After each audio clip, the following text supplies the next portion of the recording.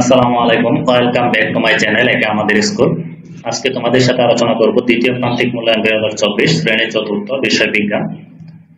ইতিপূর্বে তোমাদের সাথে দ্বিতীয় প্রান্তিক মূল্যায়নের চতুর্থ শ্রেণীর নমুনা প্রশ্ন নিয়ে আলোচনা করেছি। আজকে তোমাদের সাথে যে প্রশ্নটি নিয়ে আলোচনা করব এই প্রশ্নটি 8/9/2024 আমাদের স্কুলে যে দ্বিতীয় প্রান্তিক মূল্যায়ন পরীক্ষাটি হয়েছে সেই প্রশ্নটি নিয়ে তোমাদের সাথে আলোচনা করব। এই প্রশ্নটি হচ্ছে দ্বিতীয় প্রান্তিক মূল্যায়নের সিলেবাস অনুযায়ী প্রশ্নটি করা।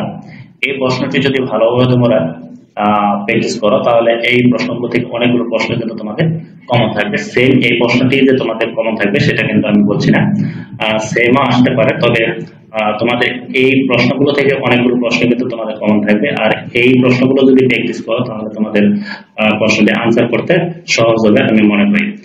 তাহলে দেখো যে 1 নম্বরের সংক্ষিপ্ত উত্তর দাও। এখানে তোমাদের 15টি প্রশ্নের আনসার করতে হবে। 15টির অধিক প্রশ্ন দেওয়া থাকতে পারে, 20টি, 18টি, 17টি প্রশ্ন দেওয়া থাকতে পারে। এখানে মান হচ্ছে 2 করে 15 দুগুণে 30। এখানে দেখো প্রথম 1 নম্বর প্রশ্ন হচ্ছে আয়তন কাকে বলে? পদার্থের দুটি বৈশিষ্ট্য লেখো। বস্তুর ওজন বলতে কি বোঝো? প্রাকৃতিক সম্পদ কাকে বলে? 4টি খনিজ সম্পদের নাম লেখো। 3টি অনবায়নযোগ্য সম্পদের নাম লেখো। এরপরে দেখো জীবাশ্ম জ্বালানি কাকে বলে? চাঁদ কি? সৌরজগতের গ্রহ কয়টি? 3টি নাম লেখো। গ্যালাক্সি কাকে বলে? প্রযুক্তি কাকে বলে? 3টি কৃষি প্রযুক্তির নাম লেখো। চিকিৎসা প্রযুক্তির সুবিধা কি কি? এরপর দেখো আবহাওয়া কাকে বলে? বৃষ্টি কি? কুয়াশা ও শিশিরের একটি করে পার্থক্য লেখো। এরপর দেখো 2 নং-এ তোমাদের থাকবে শূন্যস্থান পূরণ করা। এখানে 12টির অধিক শূন্যস্থান দেওয়া থাকতে পারে।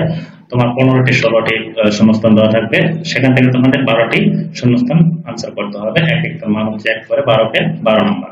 এখানে দেখো ভালো ফসল ফলাতে দেশ প্রয়োজন। বাংলাদেশের দেশ কালে কুয়াশা পড়ে, মেঘের ক্ষুদ্র পানি কণা একত্রে মিলিত হয়ে দেশ হয়।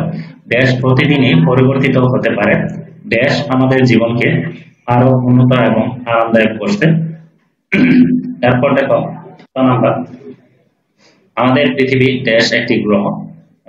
চাঁদের নিজস্ব কোনো দেশ নেই। সোনা রূপা ইত্যাদি দেশ সম্পদ। এরপর দেখো প্রকৃতি যা কিছু মানুষের কাজে লাগে তাই দেশ। বস্তুর ওজন পরিমাপের একক হচ্ছে দেশ। পানি একটি গুরুত্বপূর্ণ দেশ সম্পদ। এরপর তেল, কয়লা, প্রাকৃতিক গ্যাস ইত্যাদি দেশ জ্বালানি। এরপর তোমাদের 3 নং-এ থাকবে বাম পাশের বাক্যাংশের সাথে ডান পাশের বাক্যাংশের মিল করো। এখানে বাম পাশে কিছু বাক্যাংশ থাকবে এবং ডান পাশে কিছু বাক্যাংশ থাকবে, এটা তোমাদের মিল করতে হবে 10 নম্বর। এরপর তোমাদের 4 নং-এ থাকবে বড় প্রশ্ন। এখানে 8টি প্রশ্নের উত্তর দিতে হবে। 6 করে মান থাকবে, 6টা 48। যেমন দেখো পদার্থ কি তা ব্যাখ্যা করো। আমরা প্রাকৃতিক সম্পদ থেকে কিভাবে শক্তি পাই?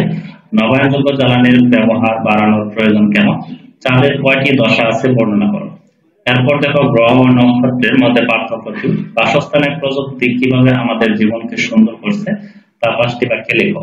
আবহাওয়া জলবায়ুর মধ্যে পার্থক্য কি? অতিবৃষ্টির ফলে কি কি সমস্যা হয় তা 5টি বাক্যে লেখো। কৃষি প্রযুক্তির উন্নয়ন কিভাবে আমাদের সহায়তা করে? এরপর প্রাকৃতিক সম্পদ সংরক্ষণের 2টি উপায় বর্ণনা করো। এই ছিল তোমাদের চতুর্থ শ্রেণীর বিজ্ঞান প্রশ্নটি, দ্বিতীয় প্রান্তিক মূল্যায়ন প্রশ্নটি। দ্বিতীয় প্রান্তিক মূল্যায়নের সিলেবাস অনুযায়ী যে প্রশ্নটি করা হয়েছে সেই প্রশ্নটি তোমাদের সাথে শেয়ার করলাম, যেটি 8/9/2024 আমাদের স্কুলে যে প্রশ্ন পরীক্ষাটি অনুষ্ঠিত হয়েছে সেই প্রশ্নটি তোমাদের সাথে শেয়ার করলাম।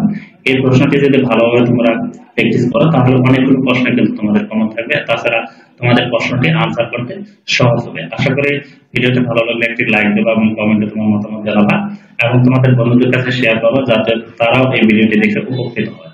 আর যারা নতুন তারা অবশ্যই চ্যানেলটি সাবস্ক্রাইব করে পাশে থাকা বেল আইকনটি অন করে রাখবা, যাতে পরবর্তী ভিডিওগুলো দেওয়ার সাথে সাথে তোমার কাছে প্রথমেই নোটিফিকেশন চলে যায়। আর আজকের মতো ভিডিওটি এ পর্যন্তই। ভালো থেকো, সুস্থ থেকো, আল্লাহ হাফেজ।